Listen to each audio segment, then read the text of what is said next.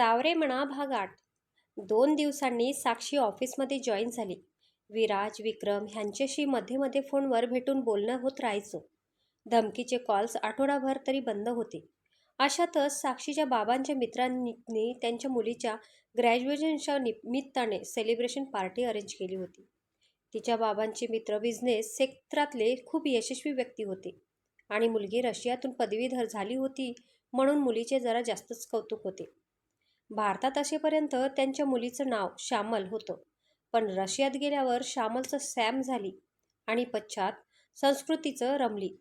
साक्षीच्या फॅमिलीला सहपरिवार ह्या पार्टीसाठी आमंत्रण होते, पण साक्षीने मात्र कामाचे निमित्त काढून जाणे टाळायचे असे ठरवले होते. खरं तर तिला अशा हाय क्लास सोसायटी पार्टीमध्ये खूप बोर व्हायचं. त्यासाठी खास तयार व्हायचं, उंची कपडे घालायचे, मुद्दाम लोकांना दाखवण्यासाठी गोड गोड बोलायचं. ह्या सगळ्याचा तिला वैताग यायचा. बाबा, मला नाही जमणार यायला हो. आजारी होते तेव्हापासून सगळी कामं पेंडिंग आहेत. प्लीज तुम्ही तिघे जाणार. साक्षीने सरळ नकार कळवला. ए दी, ये ना ग, जाम मजा येईल. त्यानिमित्ताने किती दिवसांनी आपण असे एकत्र बाहेर फिरायला जाऊ की. प्लीज चल ना ग, प्लीज प्लीज प्लीज. टीना लहान मुलांसारखी हट्ट करताना बघून साक्षीला हसूच आले. साक्षीची आई म्हणाली, साक्षी, यावेळी ना मी तुझं काहीही ऐकून घेणार नाही हां. तुला यावंच लागेल, नाहीतर मी सुद्धा जाणार नाही. साक्षी म्हणते, तू पण ना हिच्या नादी काय लागतेस ग आई. आईला टीनाकडे इशारा करत म्हणाली. साक्षीचे बाबा म्हणाले, साक्षी, त्यांच्या मुलीसाठी त्यांनी ठेवली आहे पार्टी. असं बरं दिसतं का. सगळे मग आम्हाला विचारतील तू आली का नाहीस म्हणून. चल ना ग, तुलाही जरा चेंज होईल. दी, प्लीज चल ना, चल ना, प्लीज प्लीज प्लीज. टीना साक्षीच्या मांडीवर बसून तिचे गाल ओढत म्हणाले. साक्षी म्हणते, काय यार लोक तुम्ही पण लगेच इमोशनल ब्लॅकमेलिंग सुरू करता यार. बरं, येते मी. खुश. साक्षी यायला तयार झाली तशी टीना उड्या मारायला लागली. बघतोयस ना देवा, कसा माझा व्यक्ती स्वातंत्र्यावर आघात होतोय. तिला उड्या मारताना बघून साक्षी एकदम नाटकीपणे म्हणाली, ओ माय गॉड, संध्याकाळी 7 वाजता पार्टी आहे आणि आता 5 वाजले पण. चला चला तयारीला लागा, उठा उठा. टीना सगळ्यांना घाईत उठवत म्हणाली. कॉलेजला जाताना हिला ढोल ताशे घेऊन उठवलं तरी उठणार नाही आणि आता बघा पार्टीला जायचं म्हटल्यावर इतकी घाई करते जसं काही तिथे हिलाच सगळे अरेंजमेंट्स करायचे आहेत. साक्षी, साक्षी म्हणाली तसे सगळेजण हसायला लागले. संध्याकाळी सगळेजण पार्टीला जायला निघाले. साक्षीने ट्रेडिशनल इंडियन आउटफिट घातला होता आणि त्यात ती नेहमीप्रमाणेच गोड दिसत होती. साक्षी गाडी ड्राईव्ह करत होती. जवळच्याच एका मोठ्या लॉनमध्ये पार्टी होती. साक्षीची फॅमिली तिथे पोहोचली आणि लॉनच्या दिशेने जाऊ लागली. आता हाय प्रोफाईल पार्टीज म्हटल्यावर सगळे मोठे मोठे लोक तिथे उपस्थित होते, म्हणून सिक्युरिटी देखील खूप टाईट होती. स्वतः अधिराज तिथे उपस्थित राहून देखरेख करत होता. साक्षीच्या फॅमिलीला तिथे येताना पाहून तो लगबगीने त्यांच्याकडे गेला. साक्षीला पाहून त्याची विकेट परत पडली. साक्षीचे बाबा म्हणाले, हे यंग मॅन, आज इकडे ड्युटी लागली का तुमची. हो काका. अधिराज साक्षीच्या आईबाबांना नमस्कार करत म्हणाला. अधिराजने त्या तिघींकडे पाहून स्मित हास्य केले. टीनाने हसून त्याला अभिवादन केले, पण साक्षीने लगेच नाक मुरडले. अधिराजला हसून आले. तेवढ्यात साक्षीच्या बाबांचे मित्र त्यांच्या स्वागतासाठी तिथे आले. या या मोरे साहेब, तुमचे स्वागत आहे. ही अँड साक्षी ना. त्यांनी साक्षीकडे पाहत विचारले. हो, माझी मोठी मुलगी आणि ही टीना, आमच्या घरातलं सेंडेफळ. आणि ह्या आमच्या धर्मपत्नी. साक्षीच्या बाबांनी कुटुंबाची ओळख करून दिली. बाबांचे मित्र म्हणाले, नमस्कार. लहान असताना पाहिलं होतं तेव्हा एवढ्याशा होत्या ह्या. मुली किती लगेच मोठी होतात ना, समजत सुद्धा नाहीत. हो ना, आता आमच्या साक्षीचं तर लग्नाचं वय झालंय. साक्षीची आई म्हणाली. तसं साक्षीने तिच्याकडे पाहून रागीट लूक दिला. अधिराज तिचेच हावभाव टिपत होता. हिचं नाव खूप ऐकलंय मी. गाजलेल्या कृणाली केस दरम्यान तर जवळजवळ रोजच. बाबांचे मित्र कौतुकाने साक्षीकडे बघत म्हणाले. साक्षीने त्यांच्याकडे बघून एक स्माईल केली. बरं, तुम्ही पार्टी एन्जॉय करा, मी आलोच. बाबांचे मित्र म्हणाले आणि तिथून निघून गेले. अधिराजही लगेच सिक्युरिटीचं बघण्यात व्यस्त झाला. साक्षीचे बाबा त्यांच्या मित्रांसोबत गप्पा मारत होते. साक्षीची आई तिथल्या बायकांसोबत गप्पा मारत बसली. टीना तिच्या फ्रेंडसोबत बिझी झाली. त्यांचे सेल्फीज, ग्रुप फोटोज हे सगळं चालू होतं. साक्षी तिथेच एकटीच पडली. ती जरा एंट्रोवर्ट असल्यामुळे पटकन लोकांमध्ये मिसळणं तिला जमत नसे. साक्षी जाम कंटाळली आणि तिथेच फिरत लॉन्स न्याहाळू लागली. तेवढ्यात तिथे विराज आला. तो आला आणि जवळपास तिथल्या सगळ्या मुली त्याच्याकडे पाहू लागल्या. सॅमसुद्धा त्याला आ वासून बघत होती. तो दिसतच तेवढा हँडसम होता. त्या बिचाऱ्या मुली तर काय करणार? साक्षी तिथे उभं राहून सगळं बघत होती. तिला गंमत वाटत होती विराजसाठी एवढ्या मुली पागल आहेत ते बघून. तेवढ्यात साक्षी जवळच उभी असलेली एक मुलगी म्हणाली, आज तर लॉटरी लागली यार. बाहेर तो पोलीस ऑफिसर आणि आत हा आमदारांचा मुलगा. काय हॉट अँड हँडसम आहेत यार दोघे. ती मुलगी म्हणाली. तसा साक्षीला जरा रागच आला. ते तिलाही कळेना. सहज तिची नजर इंटरनेटकडे उभ्या असलेल्या अधिराजकडे गेली. तसा ठीकठाक आहे दिसायला, पण ह्याचा राग आणि ॲटिट्यूड, ओ माय गॉड. ह्या आता त्याच्याकडे डोळे फाडून बघत आहेत. पण ह्याचा राग बघितला तर त्याच्यात जळून खाक होतील. हॉट म्हणे, कपाळ. साक्षी स्वतःशीच हसत मनात म्हणाली. पण लगेच तिला आठवलं की त्याच्यावर तर ती रागावली आहे. विराज तिच्या शेजारी कधीचा येऊन उभा होता, पण ती तिच्याच विचारात इतकी मग्न होती की तिला कळलंच नाही. विराज म्हणतो, काय ग, अशी एकटीच हसते काय? तब्येत ठीक आहे ना? की पुन्हा ॲडमिट करूया तुला? इथे एवढ्या मुली तुझ्या मागे वेड्या आहेत हे बघून मला गंमत वाटते. साक्षी हसतच म्हणाली, मग मी काय कमी आहे का? विराज कॉलरवर ओढत एकदम स्टाईलमध्ये म्हणाला. तशी साक्षी अजूनच हसायला लागली. साक्षी म्हणते, ए नौटंकी गप्प. विराज म्हणतो, बाय द वे साक्षी, आज तू खूप सुंदर दिसत आहेस.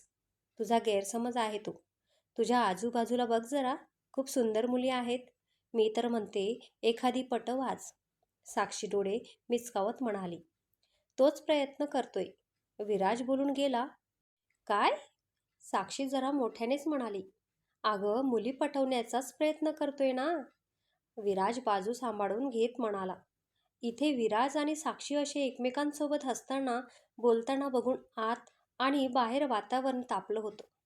बाहेर अधिराज आणि आतमध्ये सॅम जाम तापले होते. विराज आल्यापासून अधिराज साक्षीकडे विशेष लक्ष देऊन होता. हा, ह्याचं बहनजीकडे एवढा कसा काय बोलतोयस?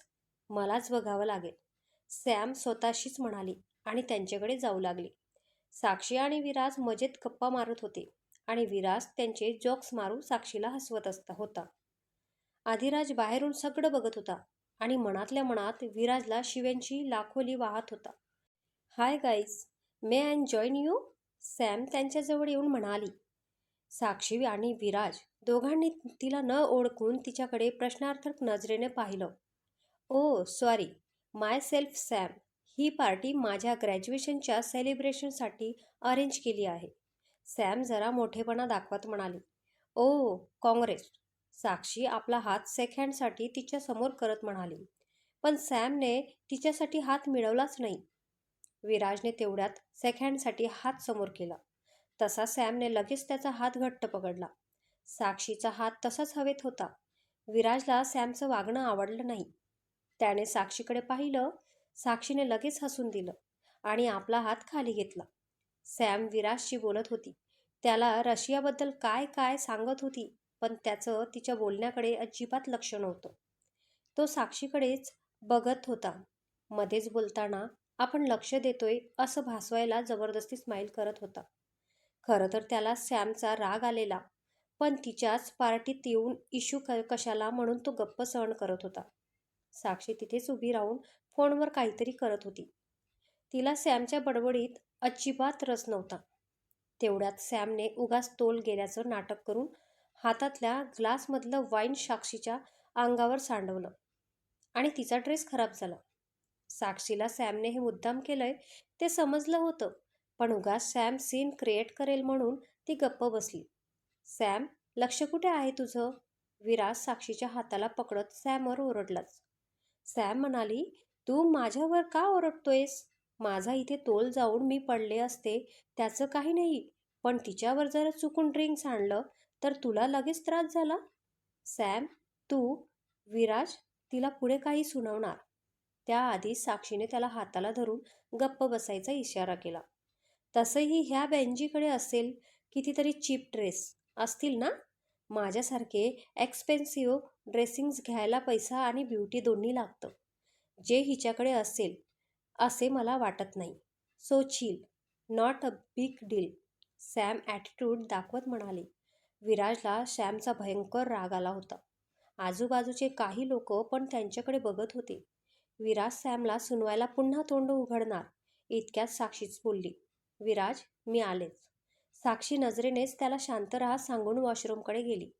बाहेर असलेल्या अधिराजने हे सगळे बघितले होते.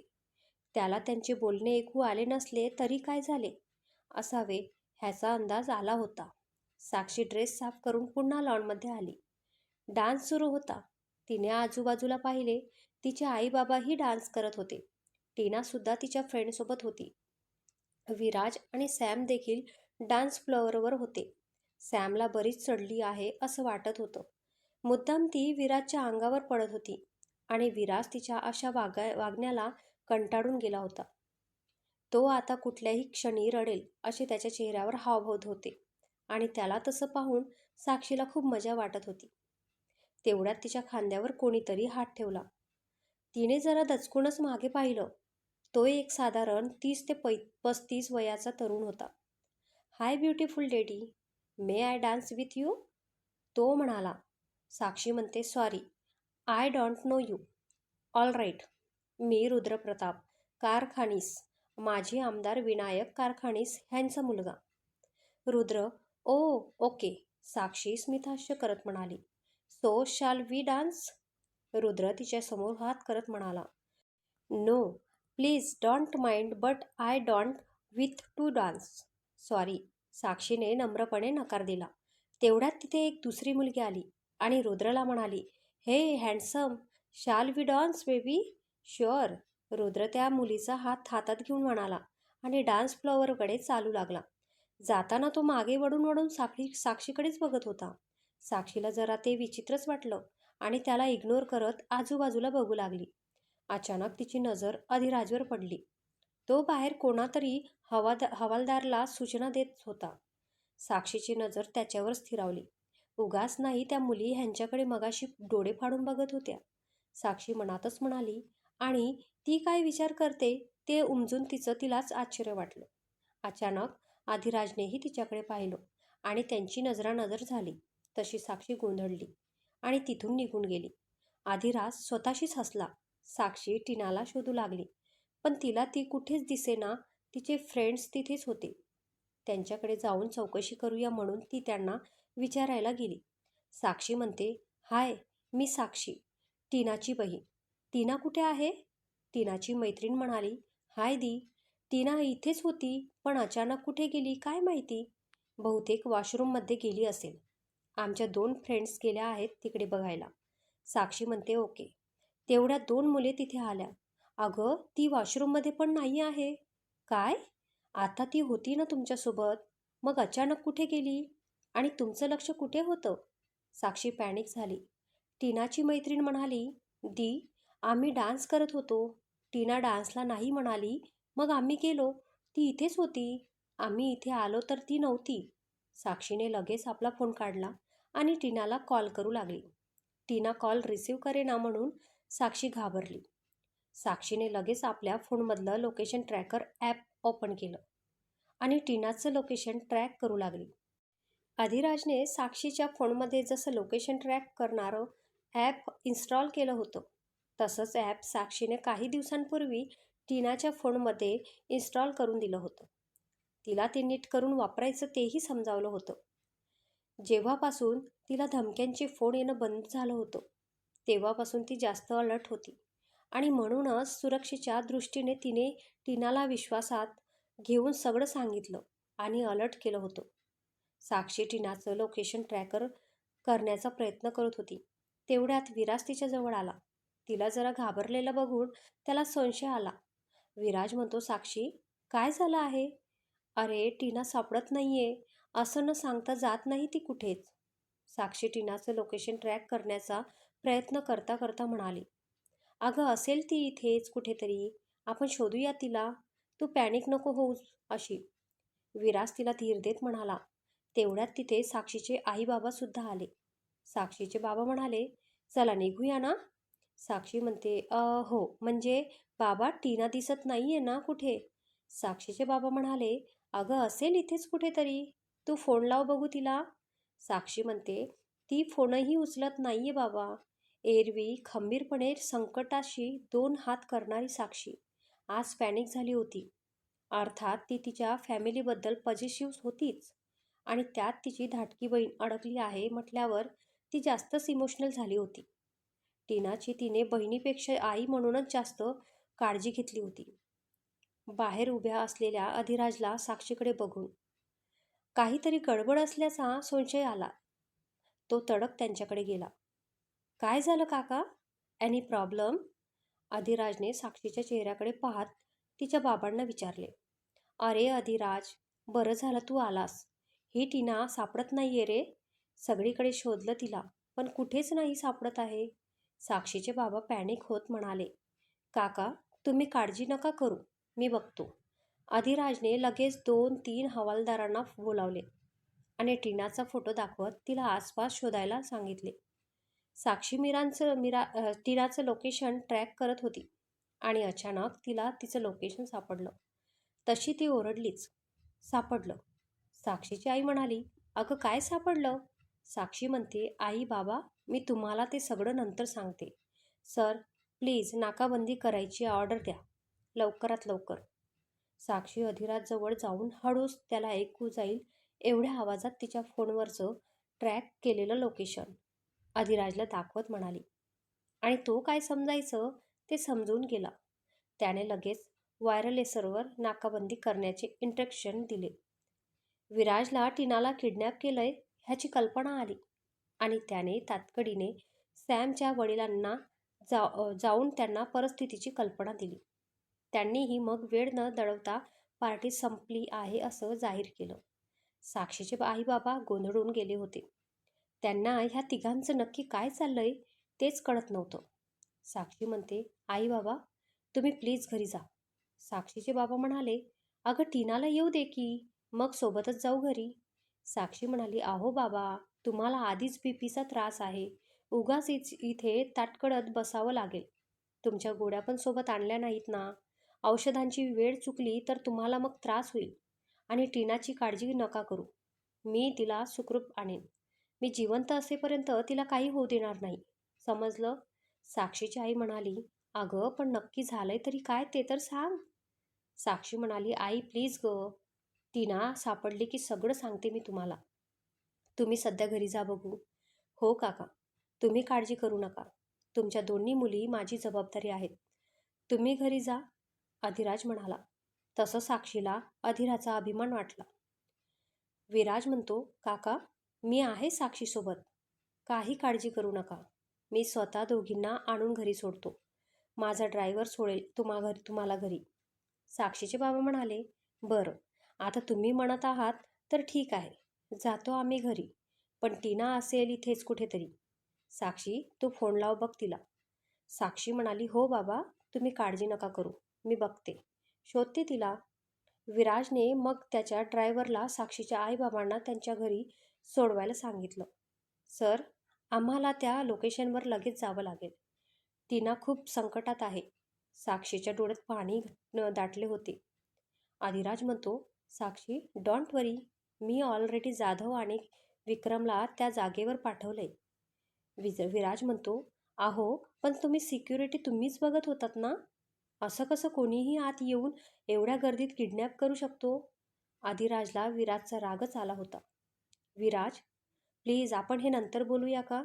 टीना सापडल्याशिवाय नक्की काय झालंय ते कळणार नाही, म्हणून आधीच कोणाला दोषी ठरवू नकोस. साक्षी अधिराजकडे बघत म्हणाली. आणि त्याही परिस्थितीत ती सगळ्याच गोष्टींचा किती विचार करते ह्याचे अधिराजला अप्रूप वाटले. विराजचा तेवढ्यात फोन वाजला. हॅलो? फोनवरील व्यक्ती, काय? पण अचानक काय झालं? विराज दचकला. फोनवरील व्यक्ती, विराज म्हणतो, हो हो, मी निघतो लगेच.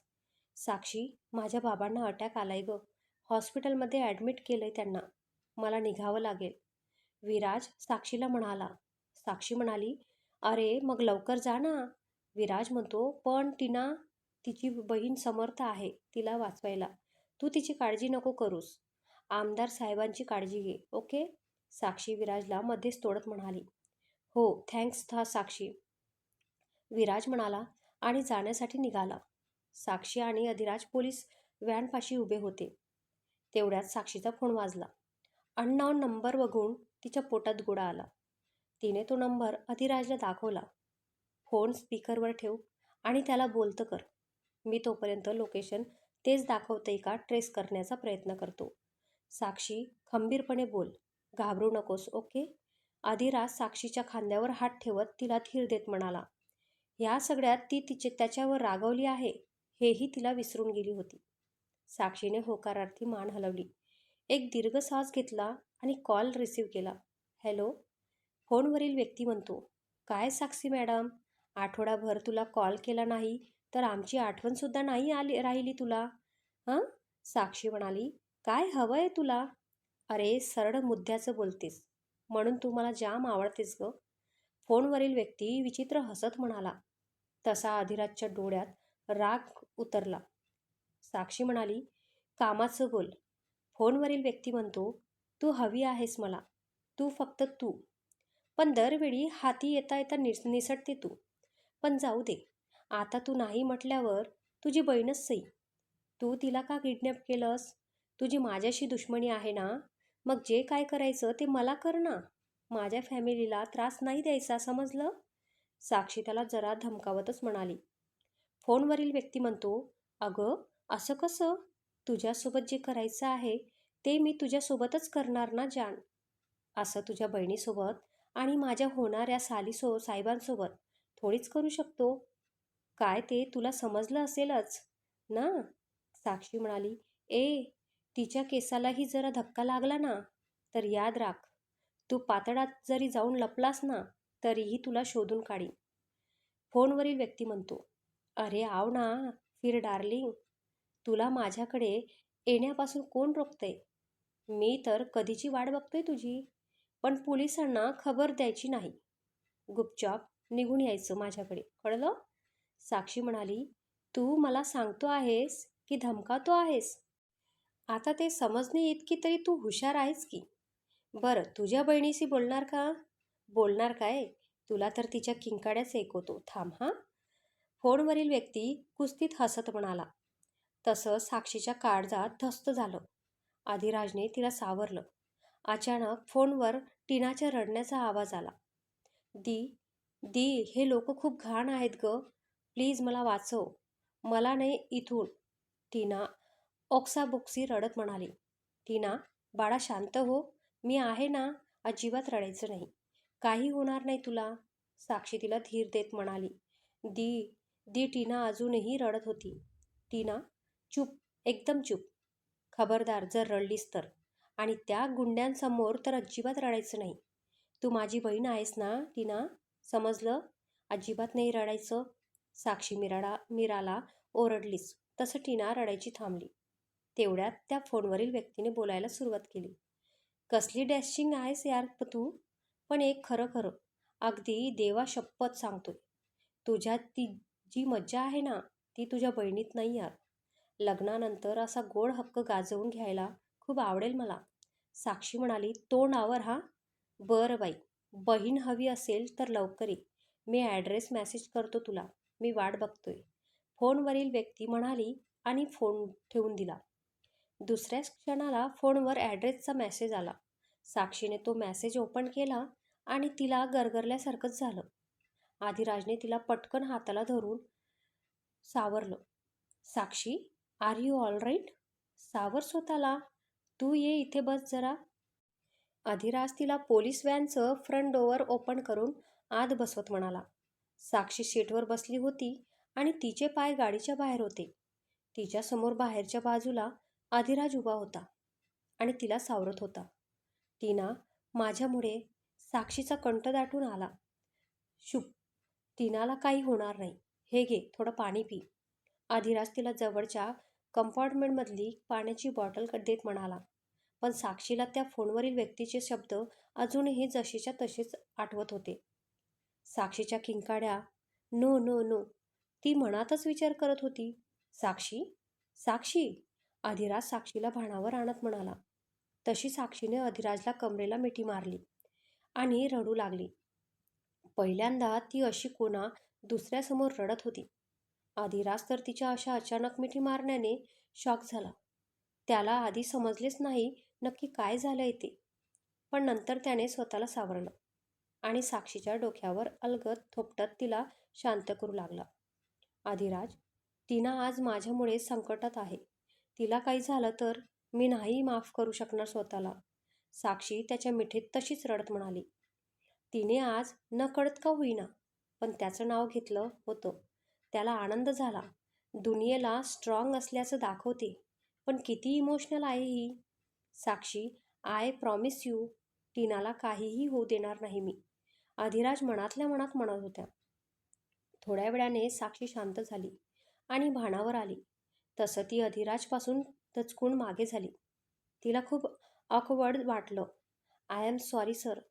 ते मी साक्षीला काय बोलावं ते समजतच नव्हते. इट्स ओके साक्षी, मी समजू शकतो. And you can call me Sakshi. तेवढ्यात साक्षीचा फोन वाजला. साक्षीच्या बाबांचा कॉल होता. साक्षी म्हणाली, सर प्लीज, तुम्ही बाबांशी बोला ना. अधिराज म्हणतो, अगं पण मी असा तुझ्या फोनवर डायरेक्ट बोलू लागलो तर त्यांना काय वाटेल? नाही, तूच बोल बाबा.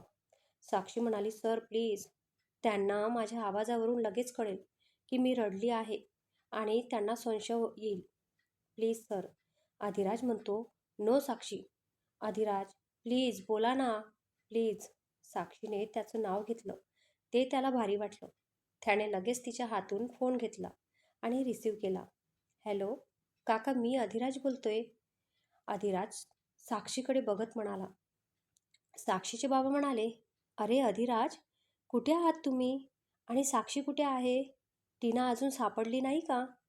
हो काका, टीना तिच्या एका मैत्रिणीसोबत गेली होती. आम्ही तिचीच वाट बघतोय. येईल इतक्यात, तुम्ही काळजी करू नका, अधिराजने सांगण्याचे म्हणून सांगितले. साक्षीचे बाबा म्हणाले, मी म्हणालो होतो ती तिथेच कुठेतरी असेल म्हणून. अधिराज म्हणतो, हो काका, ती आल्यावर मी दोघींना स्वतः आणून सोडतो. ओके. साक्षीचे बाबा म्हणाले, तू त्यांच्यासोबत आहे म्हटल्यावर मला काळजी नाही. चल ठेवतो मी फोन. साक्षीच्या बाबांनी फोन ठेवून दिला. तसं अधिराज साक्षीकडे एकटक बघू लागला. काय? साक्षीने डोळ्यांनीच विचारले. मला ना खोटं बोलावं लागलं. I am sorry. अधिराजच्या डोळ्यात अपराधी भाव होते. साक्षी म्हणाली, it's okay. In facts thanks. त्यांना टीनाबद्दल सध्या कळता कामा नाही. मला सुचलंच नसतं काय सांगावं ते त्यांना. अधिराज हलकं हसला. सर, मला टीनाकडे जावं लागेल. साक्षी काहीतरी विचार करत म्हणाली, नो साक्षी, मी तुला त्या हरामखोराकडे पाठवायची रिस्क घेऊ शकत नाही. ते ट्रॅक केलेलं लोकेशन तेच आहे. विक्रम आणि जाधव तिथे गेलेत. यू डोंट वरी, टीनाला काही नाही होणार. अधिराजच्या प्रत्येक शब्दांतून, प्रत्येक कृतीतून फक्त साक्षीबद्दल काळजी, प्रेम झळकत होते. पण साक्षीला त्याची जाणीव नव्हती. साक्षी म्हणाली, त्याने पोलिसांना इन्फॉर्म करायचं नाही असं स्पष्ट बजावलं. मी जोपर्यंत तिथे जाणार नाही तोपर्यंत तो टीनाला सोडणार नाही. प्लीज सर, मला जावं लागेल. अधिराज म्हणतो, मी सांगितलं ना नाही जायचं म्हणून. अधिराज, प्लीज, तुम्हाला यायचं नसेल तर नका येऊ, मी स्वतः जाईन. साक्षी गाडीतून उतरत म्हणाली. अर्थात ती अधिरापेक्षा जास्त हट्टी होती. नो, तुला एकटीला तर मी अजिबात जाऊ देणार नाही. अधिराज तिला तसंच हाताला धरून पुन्हा गाडीत बसवत म्हणाला. अधिराज, प्लीज, एक तर मला तरी जाऊ द्या, नाहीतर तुम्ही तरी चला माझ्यासोबत. साक्षी जरा वैतागून म्हणाली, ओके, आपण दोघेही जाऊ. तू इथेच थांबा, मी 2 मिनिटात आलो. बाहेर यायचं नाही अजिबात, ओके? अधिराज म्हणाला आणि निघून गेला. किती काळजी करतात हे. सगळी परिस्थिती कशी नीट हँडल केली. आज हे नसते तर मी काहीही करू शकले नसते. एवढा ॲटिट्यूड दाखवला मी यांना आल्यापासून. पण जराही रागावले नाही, उलट किती मदत करत आहेत. मी उगाच एवढं ताणलं. विक्रम बरोबर बोलत होता. तो विषय बोलून सॉर्ट आऊट करायला. टीनाला एकदा सुखरूप परत आणलं की बोलू. साक्षी त्याच्या पाठमोऱ्या आकृतीकडे बघत विचार करत होती.